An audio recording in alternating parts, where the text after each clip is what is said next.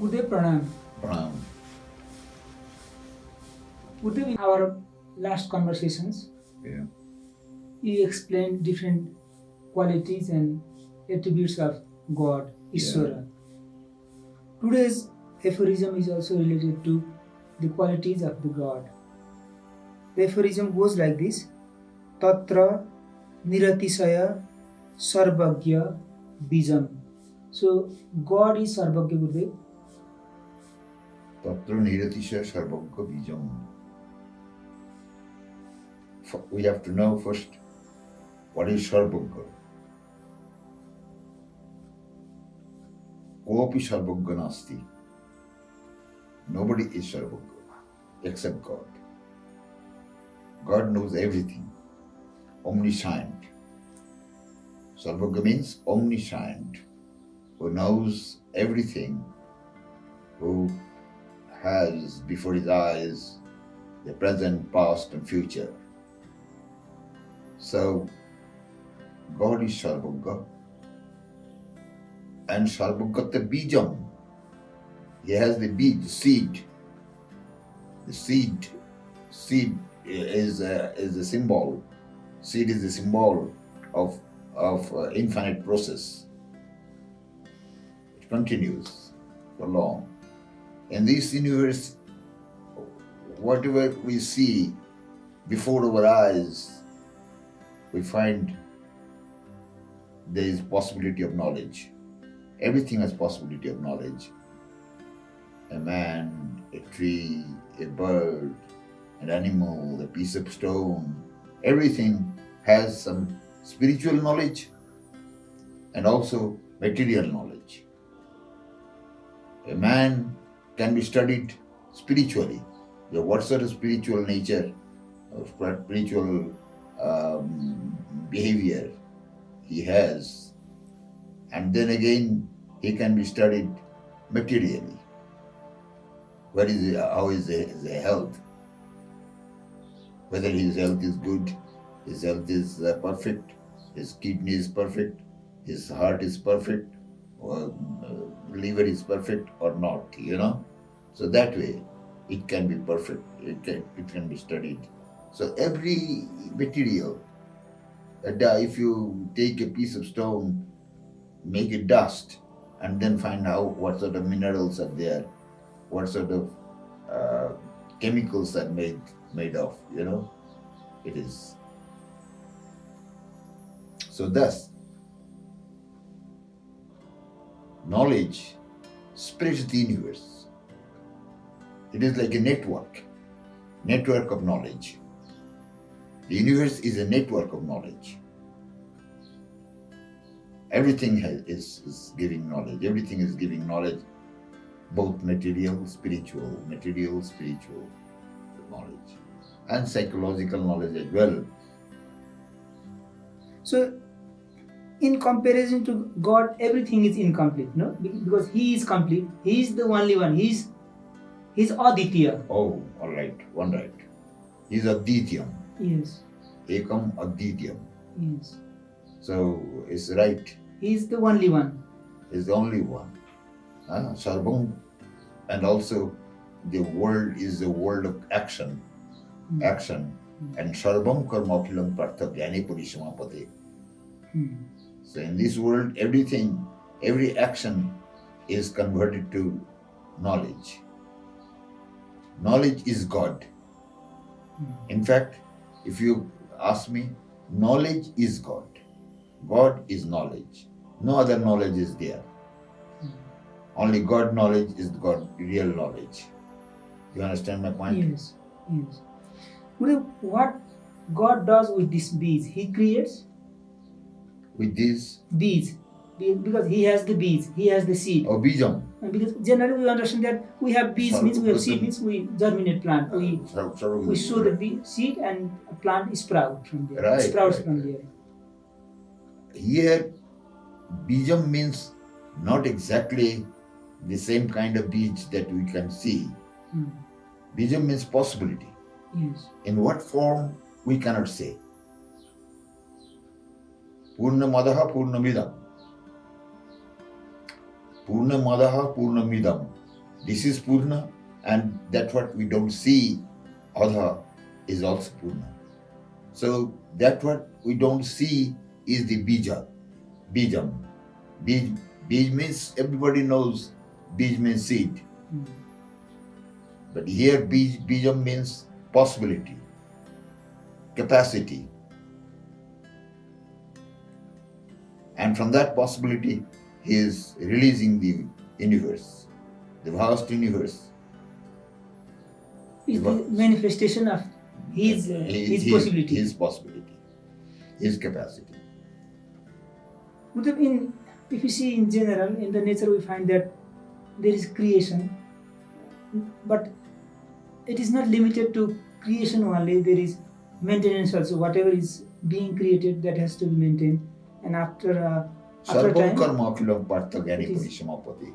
so destroyed also. So creation, maintenance, destruction, these are all under the design of God, we can say. Yeah, one God. G for generation, generator. G is generator. O is operator. And D is destroyer. So he is the operator, he is the destroyer, and he is the generator. Mm. He generates. So everything under God. This creation is under God, and it's proper maintenance. How to maintain? What thing needs what kind of maintenance? This all depends upon God. He is doing everything. God is one, single, ekosat. There is only one, Ekamiva Advityam. Gurudev, I have a question that the God is a vast thing, difficult to understand God. But in general, we find that in an architect, there is the possibility of any construction, building. In a poet, there is the seed of poetry. Every individual in the world, even animals, They have the hidden they have their possibility. possibility. Yes. They have their capacity. Yeah. They have their attributes, And that is also, that is materially sometimes that is manifested. So that manifestation is also under the inspiration or under the supervision of God, we can say. Of course, inspiration. God inspires him. Mm. I mean, according to his karma. Maybe he is also working according to his karma. So, God directly inspires, I cannot say. Maybe his karma, and through his karma, he inspires. Like a poet, he inspires another man to write a poetry. Well, Like a musician, he inspires another man to learn music. even a carpenter He inspires trains. something. Yeah. So everybody is spreading. It's a propagation process, It spreads everything. Everything is spreading. A network, I told you already. It is a network. So spreading, knowledge spreading, and action spreading, skill spreading, everything is spreading in the world. And the part of the world which has greater knowledge, which has greater skill, greater capacity, that part is called more matured. Gurudev, apart from Sarvagya Bijam, Yes. what are the other attributes of God? God has a mind. As you have a mind, God has a mind. Whatever you have, God has. You have eyes to see, but God has no eyes, but He sees. You have ears to hear, but God has no ears, but He hears. And He runs faster than you. He has no hands, He catches faster than you. So this way Upanishad also explains very beautifully.